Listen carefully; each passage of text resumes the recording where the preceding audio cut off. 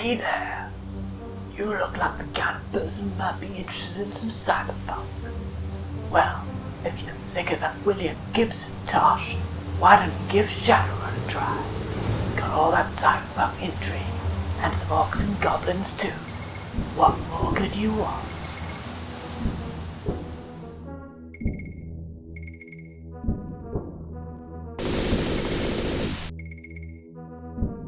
Shadowrun was, and is, a pen-and-paper RPG originally published by FASA Corporation. It takes all the trappings of a cyberpunk setting, a dystopian ultra-capitalist near future where megacorporations rule the world, individual freedoms are largely limited to consumerist activities, the Matrix is an all-encompassing immersive Internet of Things, and corporate espionage has escalated into full-on inter-corporation secret wars. On top of that, it throws in elements of fantasy. A series of cataclysmic magical reawakenings have occurred, leading to massive loss of life, the appearance of hugely powerful beings in the form of shape-shifting dragons, who now mostly run corporations, the transformation of large numbers of the population into various magical creatures, elves, dwarves, orcs and the like, and of course the reappearance of magic itself.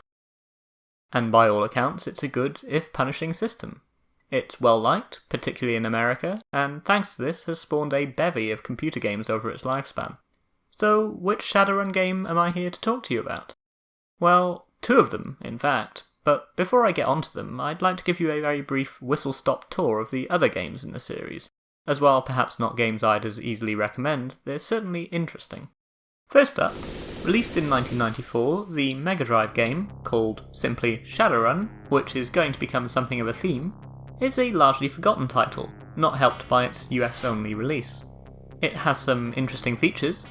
The game is set across an extensive set of hub areas, has a particularly open-ended approach to exploring and progressing the story, offers the ability to open fire on civilians for no good reason, and actually does a reasonably good job of replicating a lot of the pen-and-paper RPG's core mechanics.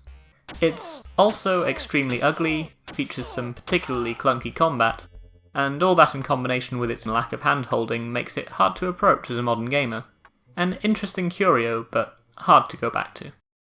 Next up, if the Mega Drive game is obscure, then the Mega CD game, released by the sadly defunct Compile, and again simply named Shadowrun, is more or less invisible.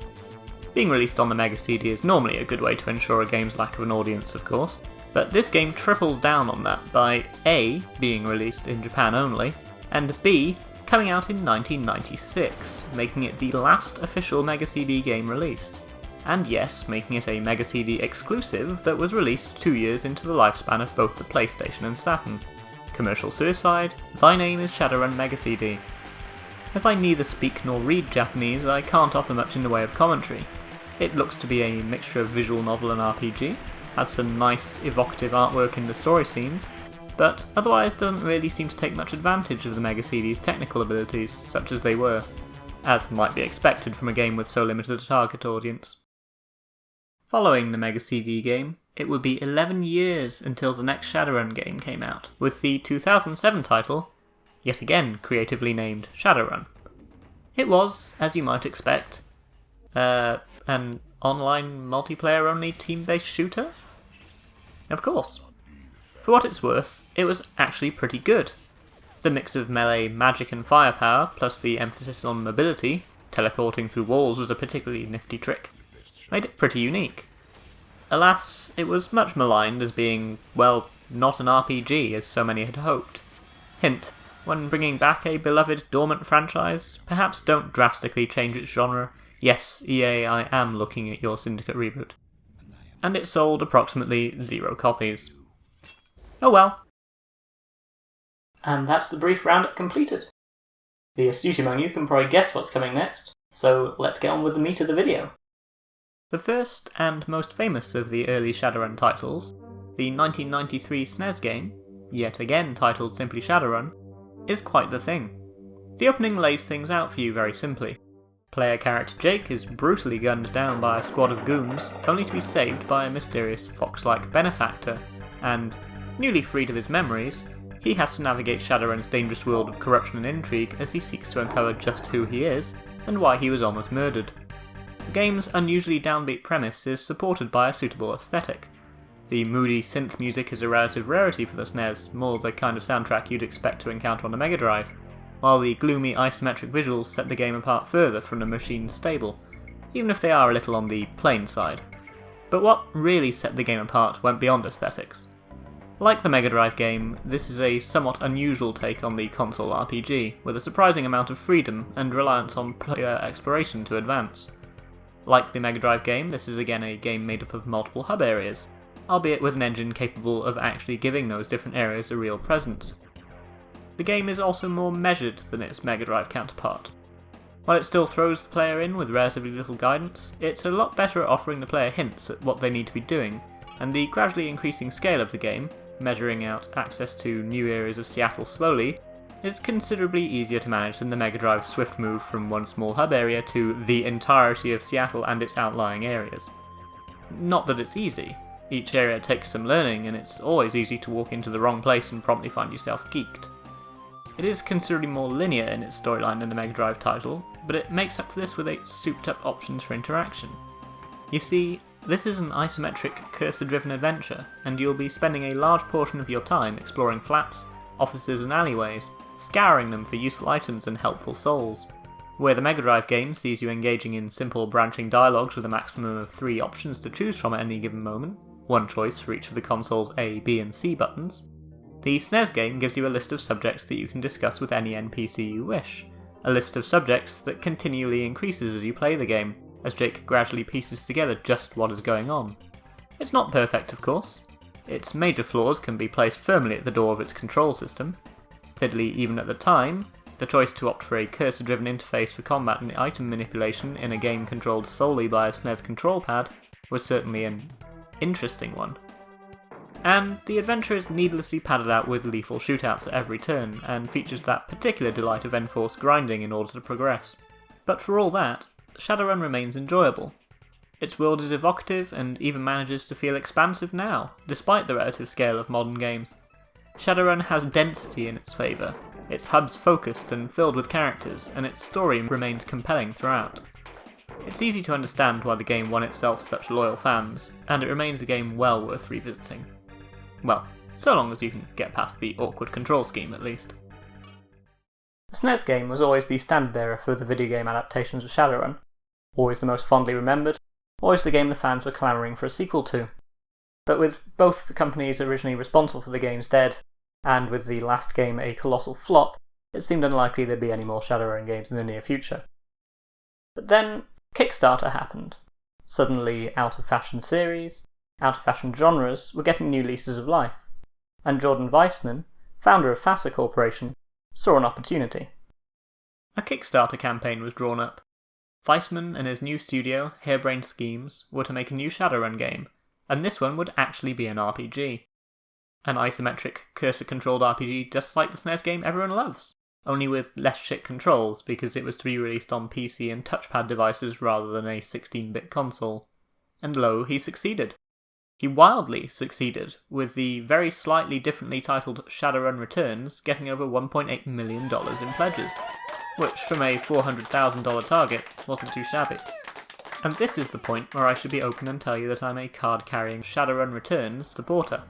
And I mean that quite literally. I pledged towards Shadowrun Returns, and in so doing, get to carry this cool card. The game took a year to come to fruition, and did a pretty good job of living up to its promises. But it's not the game I'm here to talk to you about. No, that game would come out a year later.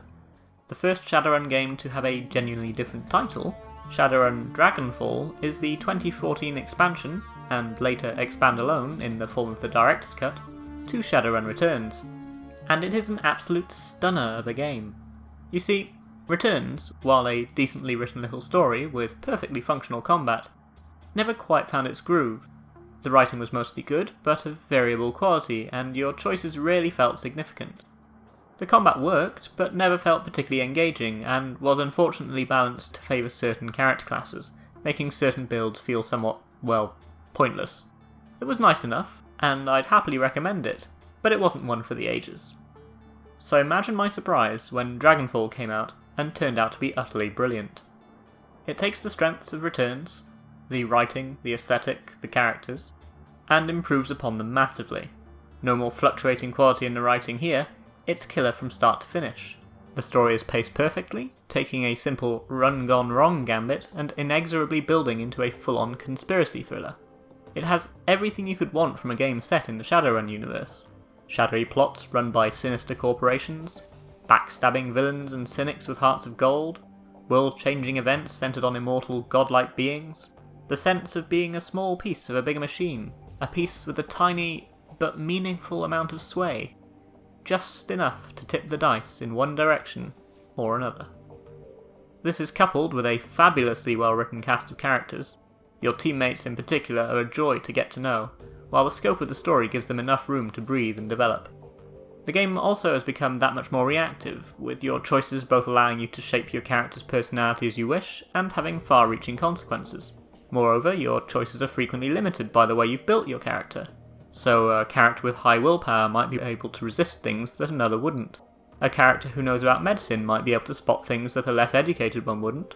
And a strong character might simply be able to brute force their way through situations that others would struggle with. In all, it keeps the player engaged at all points of the narrative and adds to the game's replay value, whether simply picking different conversation options or going out of your way to build a brand new character to see what options open up. The game gives you compelling reasons to return. I have no criticisms for the written side of the game, and if your sole aim is to play through an interactive cyberpunk thriller, then Dragonfall has got to be in the top 3 ever made. But what about the gameplay? Well, the good news is, they did a bloody good job here too. Where Returns was a little simplistic in its level design and did a poor job of taking advantage of certain builds, here each mission has been carefully designed to offer unique options to all classes.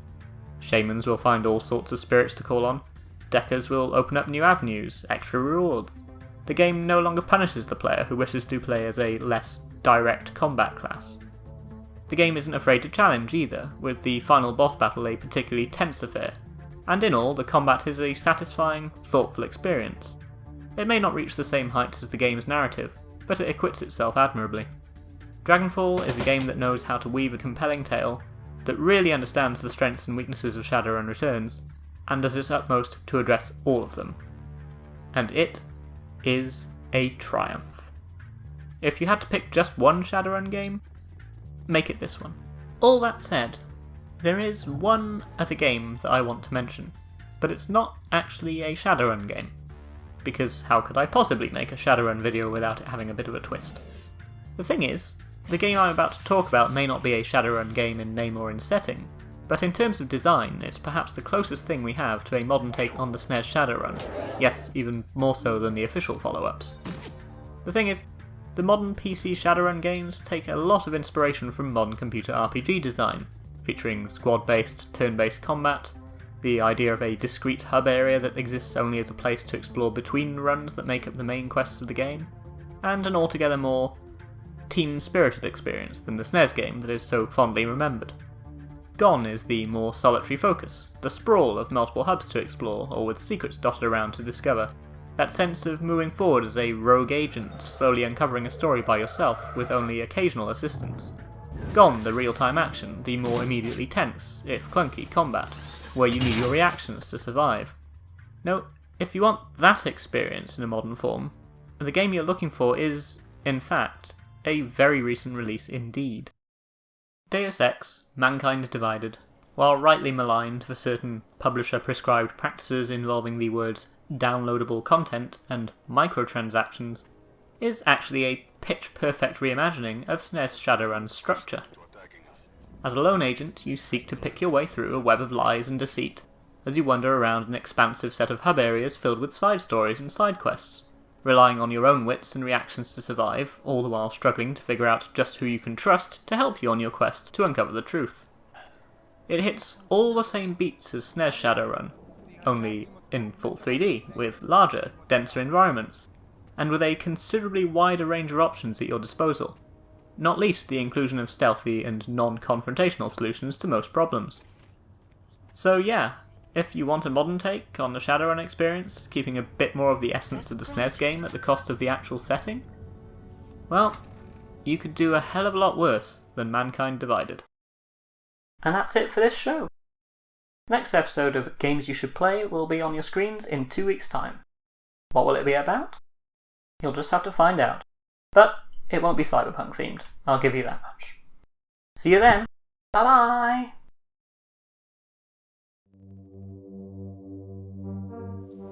Hey there! If you've enjoyed this video, and of course you have, because you're not an idiot, then why not consider subscribing to this fine channel? And hell, if you like it that much, why not go online and tell your chuckers that there's a great channel to watch? You know what to do. Now buzz!